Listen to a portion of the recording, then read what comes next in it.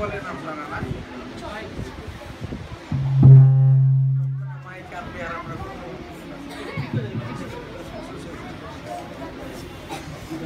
আমার প্রিয় রাসূল রাসূল করিম সাল্লাল্লাহু আলাইহি ওয়াসাল্লাম কখনো তিনি মিথ্যা বলেননি। যা বলেছেন সব সময় সত্য বলেছেন। তো আজকে আমাদের জন্য অত্যন্ত আনন্দের দিন কয়েক হিসাবে।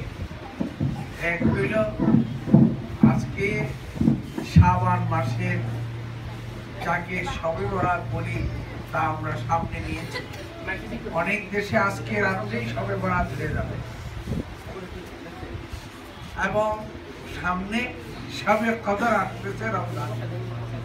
আল্লাহ তাআলা কোরআনে কারীমকে প্রথম নাযিল করেন লৌহে মাহফুজ থেকে শবে বরাত। এরপরে আল্লাহ তাআলা প্রথম আসমান থেকে রাসূল করিম সাল্লাল্লাহু আলাইহি ওয়াসাল্লামকে নাযিল করেন শবে কদর। আর এই মুহূর্তটাকে সামনে রেখে আমরা আজকে আমাদের এক ছেলে, আমাদের প্রিয়, আমাদের সবারই প্রিয়, সে কোরআনে কারীমের খতম করলো এবং মাথায় পাগড়ি পড়লো। আমি তার পিতা মাতাকেও আমি আজকে মুবারকবাদ পেশ করছি। আল্লাহ তাআলা আমার রাসূল করিম সাল্লাল্লাহু আলাইহি ওয়াসাল্লামের কথাকে বাস্তবায়ন করুন এবং হাশরের ময়দানে ওর মাথায় আল্লাহ তাআলা নূরের পাগড়ি আল্লাহ তাআলা পরায় দেন। আমাদের এখানে যারা আরো আছি ইনশাআল্লাহ সকলকেই আল্লাহ তাআলা হাফেজ হওয়ার তৌফিক দান করেছিলেন।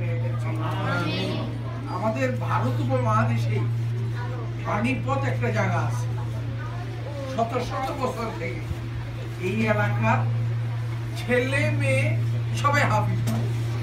হাফিজ হওয়ার পরে কাউরে গৃহস্থিতে 400 মাস লাগবে, টাকা যায়, কেউ মুঠে মজুরি করে, কেউ পড়াশোনা করে ইঞ্জিনিয়ার হয়, কেউ ডাক্তার হয়।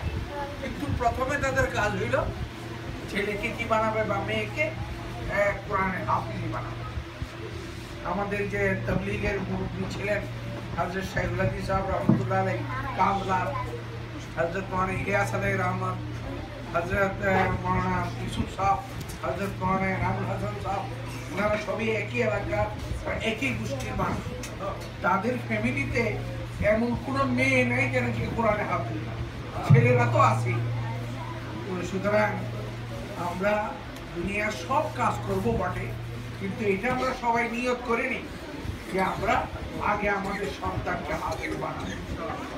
এবং কেউ কেউ তো মনে করে যে আমরা কি তার বয়সটা সময়টা নষ্ট করলাম। মৌলিকভাবে সময় নষ্ট হয় না, একটা আল্লাহর কাছে তো হয়ই না, মৌলিকভাবে তো হয়ই না। এটাও আপনারা মনে রাখবেন যে কোরআনে কারীমে হেফজ করলে দেখা গেছে আল্লাহ তাআলা তার ব্রেনে, আল্লাহ তাআলা তার ধারণ শক্তিকে এত বেশি তীক্ষ্ণ করে নেয় যে একজন হাফেজের ব্রেন এত তীক্ষ্ণ হয় যে অন্য কারো ব্রেনে এত তীক্ষ্ণ হয় না। এটা কোরআনে কারীমের বরকত। তাই সে দুনিয়ার লাইনও সে কি করতে পারে, অনেক বেশি আগায় যেতে পারে যদি সে কোরআনে কারীমের হাফেজ হয়, আমল করনেওয়ালা হয়। আর যদি ধরেও নিয়ে আমার 2 বছরের সময় গেল, কি হইল? আমাদের আজকে ইউনিভার্সিটিতে 3 বছরের জায়গায় 8 বছর 10 বছর লাগাইতেছে। ওইটা আমরা সহ্য করতে পারি, আর এটা আমরা সহ্য করতে পারবো না ইনশাআল্লাহ। আরেকটা আমাদেরকে ধোঁকা দেয় শয়তানে যে আমার ছেলের ব্রেন বেশি ভালো না, আমার ছেলে হাফেজ করতে পারবে না। এইটা একটা ধোঁকা। আল্লাহ তাআলা কাউকে মেধা শক্তিতে দুর্বল করেন। হ্যাঁ, কারো একটু বেশি দিচ্ছেন, কারো একটু কম দিচ্ছেন, কিন্তু এতটুকু মেধা শক্তি আল্লাহ তাআলা সকলকেই দেন, প্রতিবন্ধীরা ছাড়া, অর্থাৎ বুদ্ধি প্রতিবন্ধীরা ছাড়া। আল্লাহ তাআলা মেধা শক্তি সকলকে এতটুকু দেন যে সে চাইলে কোরআনে কারীমের হেফজ অবশ্যই করতে পারবে।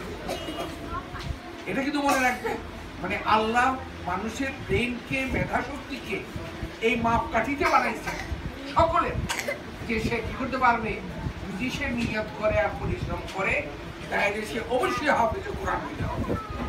সে অন্য কথা যেই মাত্রাটার পরে কারো হয়তো একটু বেশি হয়, কারো একটু হয়তো মেধা শক্তি কম হয়, কিন্তু এমন মাত্রা আল্লাহ তারা মানুষকে দেন নাই যে সে কোরআনে কারীমের হেফজ করতেই পারবে না।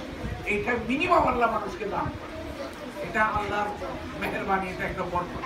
তাই এই কথা দুঃখায় জন্য না ফেলে আপনাকে যে মানে আমার ছেলে বোধহয় এত ব্রেইনি, অনেক সময় হুজুরও বলে যে দেখছি আসলে না হয় কি, হয়তো অনেক সময় অমনোযোগিতার কারণে হয়, অনেক সময় তার মাইন্ডের মধ্যে অন্য আরেকটা বিষয় থাকে যার কারণে হয়, অনেক সময় তার অভিভাবকের পক্ষ থেকে সহযোগিতা না থাকার কারণে হয়, অনেক সময় তার পরিবেশের সহযোগিতা না থাকার কারণে হয়, কিন্তু সে পারবে ইনশাআল্লাহ।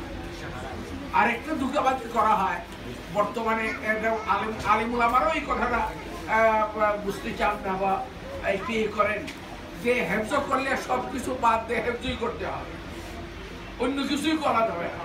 কেন? সে খাবে না, শুইবে না, চলবে না, এইগুলো যদি সে করতে পারে তাহলে সে আরেকটা মস্তকের ধারণ কেন করতে পারবে না? আর আল্লাহ তাআলা মানুষের ব্রেন কি বানাইছেন, এটা অত্যন্ত রাবারের মতো, এটারে আপনি যত ঢুকাইবেন এটা বাড়ে, এটা কি করে বাড়ে, এটা কি করে বাড়ে, আর আপনি যত কামে কম লাগাবেন সংকুচিত হয়, সংকুচিত হয়। এবং এই কথাটা স্বতঃসিদ্ধ, যে অঙ্গকে যে ব্যবহার করে সেই অঙ্গটা কি হয়, তার শক্তিশালী হয়।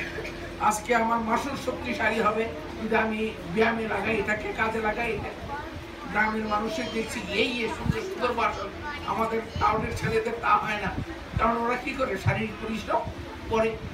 ঠিক ব্রেনটাকেও কেউ যদি কাজে লাগায় তাহলে ব্রেন এই কথা হয় না যে সেটা অবশ হয়ে যাবে, বরং সে কি করে। তবে হ্যাঁ, আজকে যদি আপনি 1 ফুটকে 10 ফুট আজকে বানাইতে যান তাহলে হয়তো ছেড়ে যাবে, কিন্তু ক্রমান্বয়ে যদি আপনি তাকে কাজে লাগান তাহলে বাড়বে। তাই দেখা গেছে আজকে ইংল্যান্ড, আমেরিকায়, নিউজিল্যান্ডে, অস্ট্রেলিয়াতে প্রচুর ছেলে আমাদের এইসব মাদ্রাসায় তারা হাফিজও হচ্ছে, হচ্ছে, একসাথে পড়ছে, কোনো অসুবিধা হয় না।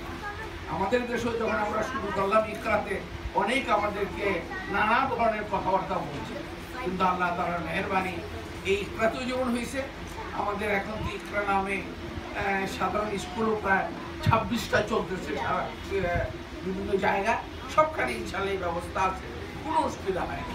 তাই এই কথা মনে করবেন না যে অনেকে বুঝায় যে হাফেজ বানাইতে হইলে কেবল হেফজ